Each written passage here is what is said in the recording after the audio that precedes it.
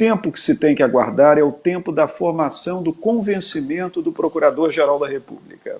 Por que, Afonso?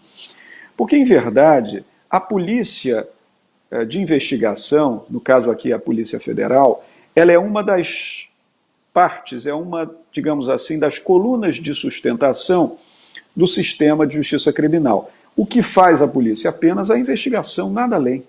Ela investiga. Esse relatório, que é o último ato dessa ópera, que é o inquérito policial, é apenas uma peça em que o delegado de polícia, a autoridade de investigação, ele diz se ele indicia ou não uma ou várias pessoas por um ou por vários crimes. É a impressão do delegado com base no conjunto das provas. Mas o delegado não denuncia, o delegado não acusa, quem acusa é o Ministério Público. Então agora o Procurador-Geral da República, com base em todo esse manancial de provas coligidas na fase do inquérito, ele vai decidir se ele denuncia, primeira hipótese, denunciar significa propor ação penal, se ele, não estando convencido de conduta ilícita, se ele pede o arquivamento para encerrar tudo, não que isso vai acontecer, são apenas as hipóteses previstas em lei. E um terceiro caso possível, o Procurador-Geral da República pode, achando que é preciso que se produzam novas provas, ele pode pedir a remessa do inquérito à Polícia Federal para a complementação dessas provas. Em que eu aposto, para encerrar? A minha aposta, é apenas uma aposta, é que o Procurador-Geral da República vai oferecer denúncia em relação à maioria desses 37 indiciados pela Polícia Federal, e acho que ele vai seguir a trilha deixada pela própria Polícia de Investigação.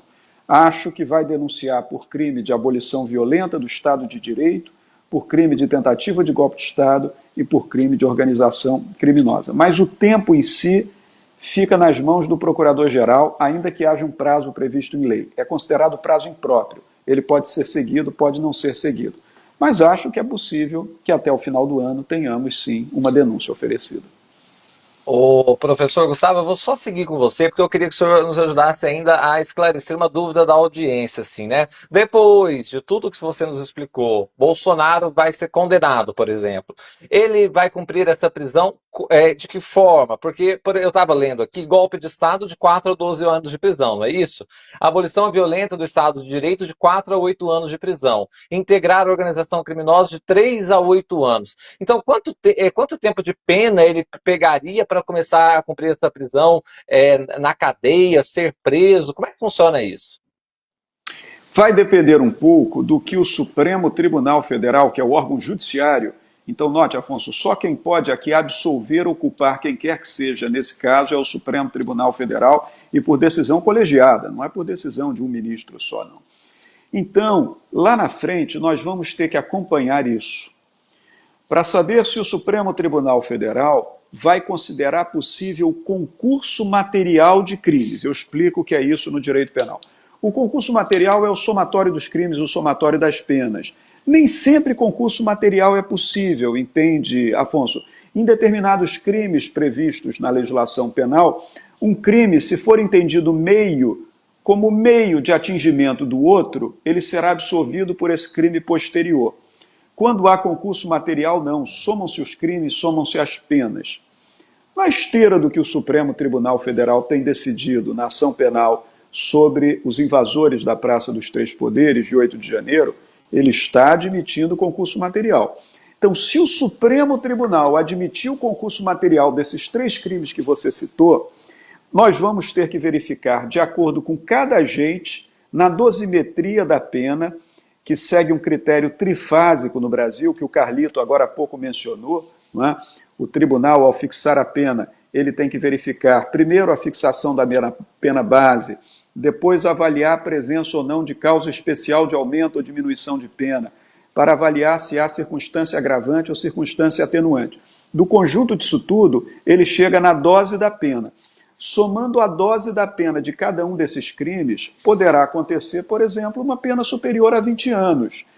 Se isso ocorrer, certamente, no regime de progressão da pena, o cumprimento inicial será em regime fechado. por vários anos. Agora, é claro que para isso nós temos que ter o quê? O julgamento com a condenação, o chamado trânsito em julgado da sentença penal condenatória. Antes disso, não. Né? A não ser que haja um decreto de prisão preventiva. Não sabemos se isso vai ocorrer. Mas sem prisão preventiva, é preciso aguardar o julgamento final, lembrando que a denúncia apenas pede para instaurar a ação penal. Quando o Supremo Tribunal recebe a denúncia e instaura a ação penal, começa todo o processo penal, observado ampla defesa, o contraditório, a produção das provas, a oitiva de testemunhas de acusação, testemunhas de defesa, até que o tribunal tenha a causa suficiente madura para fazer o quê? Seu julgamento, condenando ou absolvendo. Bolsonaro, então, conversou com o nosso amigo aqui, o Paulo Capelli. O Paulo Capelli já participou tantas vezes aqui conosco. Disse ele: o ministro Alexandre de Moraes conduz todo o inquérito, ajusta depoimentos, prende sem denúncia, faz pesca probatória e tem uma assessoria bastante criativa. Faz tudo o que não diz a lei. Aí ele continua: tem que ver o que tem desse indiciamento da PF, vou esperar o advogado. Isso, obviamente, vai para a PGR. Na PGR começa a luta. Não posso esperar nada de uma equipe que usa criatividade para me denunciar. Sabe o que é o curioso disso, Carlito? Ele não falou do teor da denúncia em si, não é? Do indiciamento, melhor dizendo. Ele não entrou nos meandros dessa situação que tem ali vários indícios contra o ex-presidente Jair Bolsonaro, e ele faz de forma muito bem pensada uma mistura do que é Polícia Federal e do que é Supremo Tribunal Federal, né? Ele não fala do que os agentes da PF, os delegados, materializaram neste indiciamento. Prefere atacar o Alexandre de Moraes, né? Então, o trabalho, inclusive, eu até sugiro ao Bolsonaro que, já que ele tem algum tipo de questionamento a fazer, que ele apresente provas, né? Já que o ônus da prova supostamente cabe a quem acusa. Então, se ele acredita que está tendo alguma violação do seu direito ali, a presunção da inocência, contraditório e ampla defesa, que é o que está garantido para ele, inclusive, no devido processo legal. E digo mais, inclusive, viu, Afonso? Pelo momento político e jurídico que a gente viveu recentemente com a Lava Jato, eu acho que se fosse em outro momento, o Bolsonaro até já teria sido preso, que tem tido um preciosismo em relação a todo o andamento destas investigações, que envolve a falsificação do cartão de vacinação, que envolveu ali o suposto roubo, né, do patrimônio brasileiro através do suposto crime de peculato, da subtração das joias presenteadas ao Estado brasileiro, que o presidente, à época, Bolsonaro, tomou conta para si e vendeu, e agora, nesse caso, também a tentativa de golpe de Estado. Ninguém ainda acusou o Bolsonaro de absolutamente nada. Ao contrário, a polícia pediu o indiciamento dele e a denúncia será ou não apresentada pelo Ministério Público ali através da figura do Dr. Paulo Gonet Branco, que tende, pela materialidade que foi construída em toda a investigação, a apresentar ali a denúncia. O que eu preciso lembrar aqui, inclusive, isso é bem interessante, Afonso, é que o o Bolsonaro está fazendo é uma maneira de criar o que a gente chama de agitação popular, para poder criar-se o que aconteceu ali nos trâmites da Operação Lava Jato, onde a própria Suprema Corte do Judiciário Brasileiro reconheceu que o magistrado que estava à frente dos processos, ele era parcial. E por conta disso, não só a condenação do presidente Lula foi anulada, como a de outras figuras, justamente porque o magistrado não pode ultrapassar os limites da lei para se cumprir a lei. O que é engraçado nessa história toda é que, apesar das denúncias recentes feitas ali por jornalistas, né, de veículos da mídia tradicional, e também por jornalistas internacionais, alegando que o ministro Alexandre de Moraes teria cometido supostas irregularidades, até mesmo aliados do Bolsonaro, que são ligados à atividade do direito no Brasil, que são operadores do direito, vieram a público e disseram: eles não me consultaram, mas não tem nenhuma conduta ilícita por parte do ministro Alexandre de Moraes, todo o processo, todo inquérito, melhor dizendo, segue todo o rito legal, não existe nenhuma ilegalidade. E só para fazer um adendo final aqui, que hoje eu estava lendo análise de uma famosa jurista brasileira, né, de uma famosa operadora do direito brasileiro, para ser bem específico, que foi responsável, inclusive, por elaborar a peça que culminou no impeachment da presidenta Dilma Rousseff, onde ela apresenta alegações ali que a mídia, inclusive os veículos que estão noticiando o fato ali do plano para matar o ministro Alexandre de Moraes, o vice-presidente eleito Geraldo Alckmin e o presidente eleito Lula, que é falso a alegação que a mídia tem feito de que os indivíduos que foram presos por tentativa de homicídio. E ela recomenda que se faça a leitura do PDF liberado pelo ministro Alexandre de Moraes. Eu fiz a leitura, Afonso, das 74 páginas e li vários veículos da mídia falando sobre o tema, inclusive o próprio My News falando sobre isso aqui. E em nenhum desses lugares eu encontrei a informação de que os indivíduos que foram presos na última terça-feira foram presos por tentar matar Lula, por tentar matar Alckmin ou por tentar matar o ministro Alexandre de Moraes. O que a peça deixa evidenciado lá é que esses indivíduos cometeram um crime estabelecido no Código Penal, no artigo 359-L, supostamente, que chama-se o crime de abolição violenta do Estado Democrático de Direito.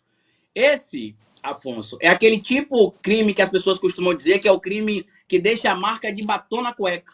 Porque a quantidade de materialidade que a gente consegue encontrar em todo o relatório, pelo menos dos trechos que foram divulgados pela Polícia Federal na decisão emitida ali pelo ministro Alexandre de Moraes, não resta dúvida do dolo, da intenção de tudo que aconteceu ali e que a tentativa de morte do Lula, a tentativa de morte do Alexandre de Moraes, a tentativa de morte do vice-presidente Geraldo Alckmin não foi o motivo que deflagrou a operação contra-golpe da última terça-feira, mas sim o chamado crime de tentar abolir, né, o Estado Democrático de Direito. E o crime, ele se consuma apenas pela tentativa, diferente do que o Flávio Bolsonaro tem externado por aí, diferente do que essa operadora do direito tem tentado externar por aí. Até porque se você tem ali um crime de abolição violenta do Estado Democrático de Direito ou de golpe de Estado consumada, você, em tese, não teria mais instituições para poder punir os golpistas, já que o golpe foi